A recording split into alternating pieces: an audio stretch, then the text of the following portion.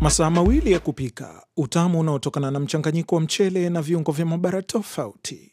Biriani ni zao la miaka mingi ya tamaduni kukutana.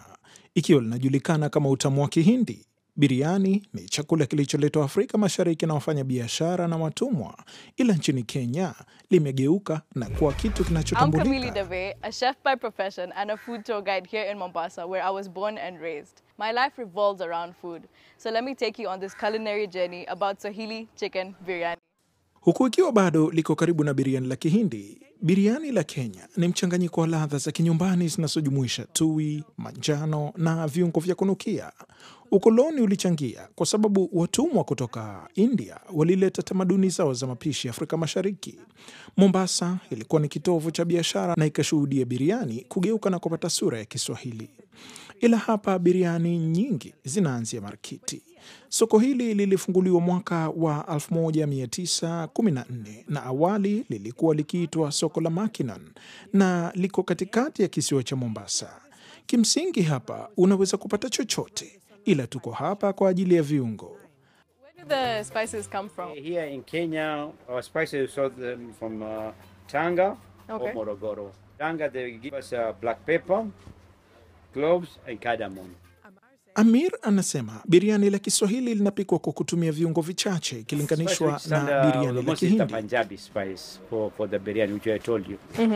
Which they add a lot of things, the black cardamom, they Yeah. add even nutmeg, and they add saffrons. Okay. Kwa hiyo chakula hiki kinapikwa vipi? Rajab Siminyo mwenye umri wa miaka 30 ni mpishi aliyejifunza mwenyewe na amebobea katika uandaaji wa biriani la kuku. Kwanza anaitoa ngozi ya kuku na kukaanga vitunguu. Kisha anachambua viazi na kutia rangi ya chakula.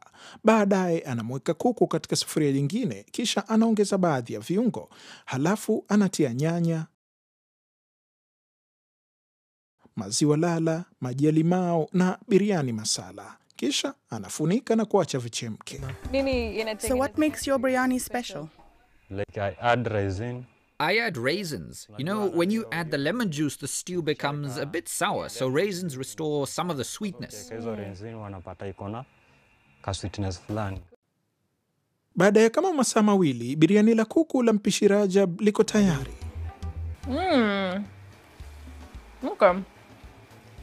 So in this biryani, I've noticed they use sultanas, raisins, which is a really nice twist. Not everybody adds this in, but it really adds a nice sweetness to the dish as well. Mombasa, ambao ni mji wa bandari wa Kenya katika bahari ya Hindi, ina historia ya kituo cha biashara ya utumwa. Kwa karne kadhaa, wahamiaji kutoka Ulaya, Afrika Mashariki, Mashariki ya Kati na India waliishia hapa.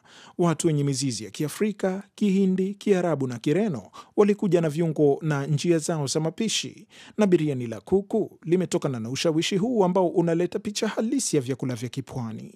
Wacha sasa tutembelee mgahawa wa Baraka ambao upo katika mji wa kale wa Mombasa. Tuonje mapishi yao ya biriani la kuku. Mpishi mkuu Miraj Saidi. We first boil the chicken and make the stew with all the ingredients involved so that it cooks for about 2 hours. Yeah. After it's ready, we mix it with onions and start serving after 15 minutes. We mix everything in for weddings. Biriani la kuku la leo litaandaliwa karibu watu 150.